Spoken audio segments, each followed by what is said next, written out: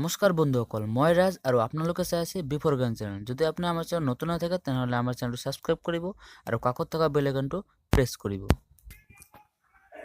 নমস্কাৰ বন্ধুসকল, আমি আজি পেপাৰ 16 অৰ্থাৎ টিচিং অফ এনভাইৰনমেণ্টেল ষ্টাডিজৰ এছাইনমেণ্টৰ এনচাৰৰ বিষয়ে আলোচনা কৰিম। চ' আমাৰ আজি প্ৰথমটো কুৱেশ্যন হৈছে analyse the content of EVS text book for class 3 to 5 of your school. Do you think the content is suitable for the primary level student? Give your viewpoints. So the answer of this question is analyze of the content of EVS textbook for class 3 to 5 of our school.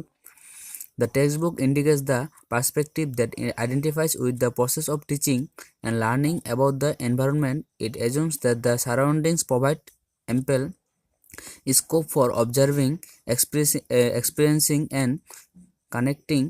It underlines that we can learn much by interacting with the world around us.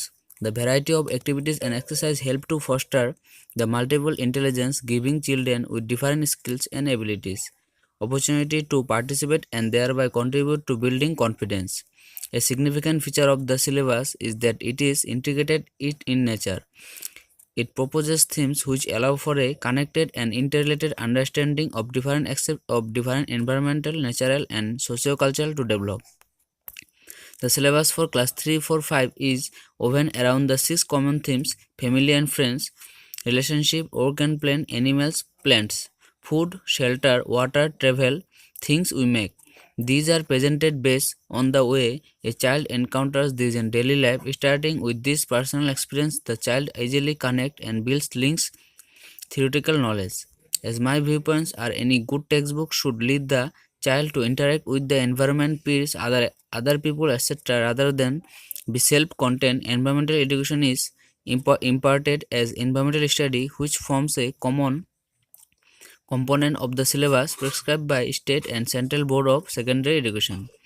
This is essential to provide a scope for inclusion of more activities to enable the children to translate awareness into effective behavioral action.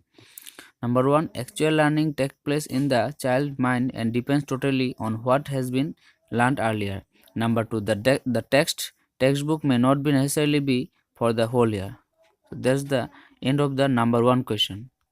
Now we discuss number 2 question. How do you assess the previous knowledge of your student prior to teaching EVS? Discussing the with example from your classroom teaching learning situation.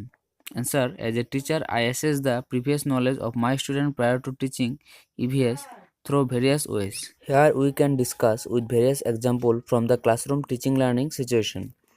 To begin instruction, we should use different assessment to determine what our students know about a particular topic. If students have prior knowledge about a topic, they are able to make connection to new content more easily and can understand and remember information more successfully. Both the teacher and the student benefit when we assess our student prior knowledge. We can choose from a variety of methods to assess my student prior knowledge and skills. Some methods are direct measures of student capabilities in turning a course or program. Other methods are indirect measures. The child constructs new meanings based on previous knowledge and builds upon his understanding. Children see the different patterns of livelihood such as agriculture, trade, resources, etc. To facilitate a more meaningful learning, it is essential that teacher elders encourage the children to make critical analysis of their knowledge and then move on the new concept of the learn. Number 1, children develop idea in a family environment through their experience. Number 2, children learn in different ways. Number 3, different children experience can serve as the beginning to explore multiple facets of idea in the lesson. So that's the end of number 2 question. Now we discuss number 3 question. Number 3 question is, what do you understand by peer group learning? What step do you take to encourage students for peer group learning? How this can help in social and intellectual development of child? Explain. The answer of this question is, a peer group is a social group that consists of individuals of the same social status who share similar interests and are close in age. This means that a 4-year-old would not be in a peer group with a 12-year-old. In peer learning, students will construct their own meaning and understanding of what they need to learn.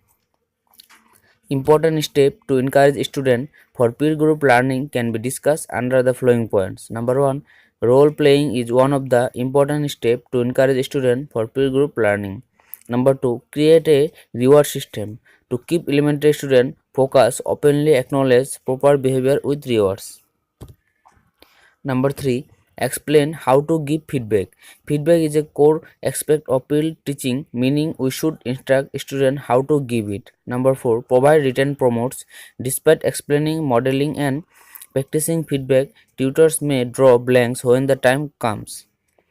Number 5, select students who want to and can tutor. Peers have the most obvious impact on a child's social development by interacting with children their own age. Kids learn how to cooperatively collaborate with people and relate to others. Peer interaction also foster communication skills which is necessary for social development. Interaction between peers promote a child's sense of self by encouraging him to think by himself in relation to others. Children who interact with each other through creative develop problem solving and conflict resolution skills. So that's the end of the number 3 question. So আশা করছি ভিডিওটি ভালো লাগছে। যদি ভিডিওটি ভালো লাগে তাহলে ভিডিওটি লাইক কৰিব আৰু আপোনাৰ বন্ধুসকলৰ মাজত ভিডিওটি শ্বেয়াৰ কৰিব। তো পৰৱৰ্তী আমাৰ লগ পোৱাৰ আজিলৈ বিদায় লৈছোঁ। ধন্যবাদ।